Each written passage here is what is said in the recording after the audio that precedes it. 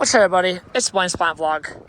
And while I give you guys an update on how these espalier apple trees are doing, I want to talk about them for a second and about something that's really important and understanding fruit trees and how to get their best crop out of them when they start producing. They get old enough. These guys are too young. They're not producing any fruit spurs. I looked. The buds are not. They're all vegetative buds. I'll do a video eventually on how to look for vegetative versus flowering buds on apples, but these guys are too young right now. There might be some developing, but anyways, what I want to talk about is chill hours. This is something that most people, when buying a fruit tree, do not look for, and they mess up. Like, why is my peach or apple or plum not fruiting? Why are not producing? Or are they not flowering? Well, chill hours are your culprit. So, chill hour is a number of hour below 45 degrees. And that tells the dormant, these buds, they collect the buds, the fruiting buds will collect that amount of chill hour over time. And when it hits a certain amount of hours under that 45 degrees accumulated, it will tell us that when it starts warming up again, it'll start developing, it'll start breaking bud and developing the flowers or leaves. Well, leaves will develop regardless, but it's flowering that's important here. So when you're looking for, here for example, I don't know the chill hours of these, but I know they're in the right zone. Apples are a little more hard to come by with the chill hour requirements in Texas because they're a little more cold. They're a little more cold hardy and require a little more. But there's some warm varieties. But here's the thing, right? Say you have a peach tree. This is what I'm used to, right? I did a lot of research on the peaches when I had my peach tree at home. Y'all guys know that. I made sure to do the research looking at the chill hour requirement of that peach tree in our zone. I did research into how many hours DFW gets. And this is what everyone needs to do when buying a fruit tree, temperate fruit tree. Because if you don't hit the right temperature, if it warms up really warm in spring, and you have a peach tree that's already hit the 9 hours, or an apple tree that already hit the right amount of hours, it will break bud then, and you will lose your crop you'll lose your flowers, and then you're developing fruit once you hit freezing again, like February. So, say if you plant like a Florida King Prince peach tree, say in North Texas, you will be very sorry when that thing flowers in a mid-January warm spell, because it only needs like 200 hours. This area here, like 900, 1,000 hours of chill. So apples will do pretty well here, but go down further, DFW, like 700, around 700, 800 hours. And then further south, Texas, you'll get into like 100, 300, 400 hours chill hour zone.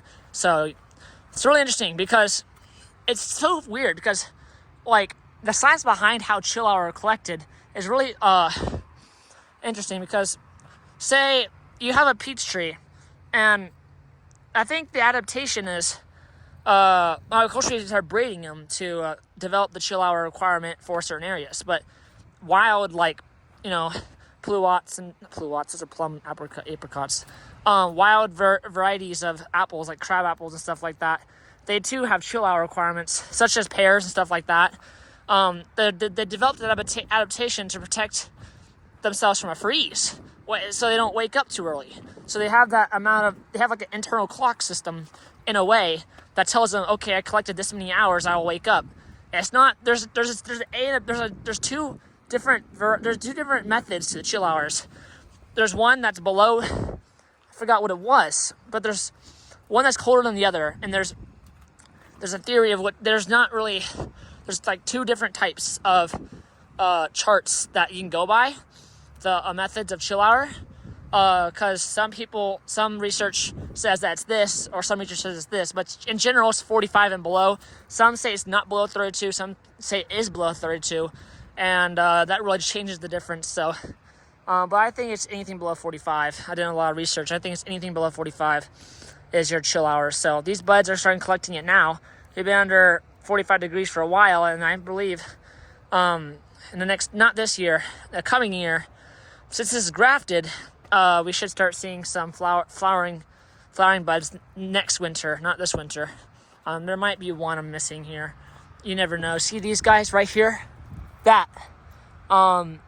So the flowering buds on a apple will look like a glove, and they'll develop over winter, obviously.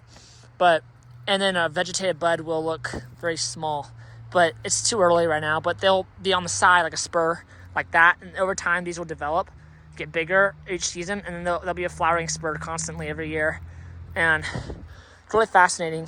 But vegetative, but here's the thing, all right? Here's what you're saying, like, well, what if the bud doesn't? What if your flowering bud won't open? Well, here's the thing, all right?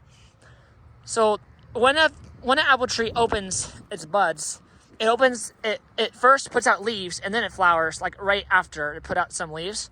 So it basically would not develop those flowers, especially peach trees. They'll just abort their flowers entirely or not develop them at all if they don't get enough chill hours. But you can occasionally, here's something that contradicts this a little bit, all right? Something that contradicts it, I've seen it already. When you start getting some wild situations where you have a drought, all right? A very strong drought. And you get something called what's known as, I forgot the name of it again. It's when you start getting some rogue blooms on your peaches or apples, and you'll start getting flowers. Yes, flowers in like September, August, when it's really hot. Really, really, really hot, and the tree's really stressed. Another thing that'll trigger flowering, this is not good, all right? And it won't do anything. It will just die. The fruit would die if it develops it. Which in peaches, since they'll self-fertile, it would. I've seen it before in some posts I've seen online, like Facebook and stuff, when people's fruit trees will put out some flowers in the middle of summer. And they're like, why is my fruit tree flowering in summer? Well, you got rogue blooms, the tree's stressed, and it will put out flowers as a last, it thinks it's dying, and it'll put out flowers as a last chance resort to live, to pass its genes on.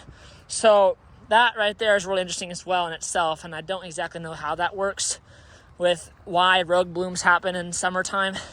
That's only happens with really stressed trees. Like a Bradford pear, you'll sometimes see it as well. You get a Bradford pear that's really, or any star pear as well, it's really stressed. It'll put a few rogue blooms out in the summertime when it's really hot. Really, really, really, really hot, and it's really stressed and dry.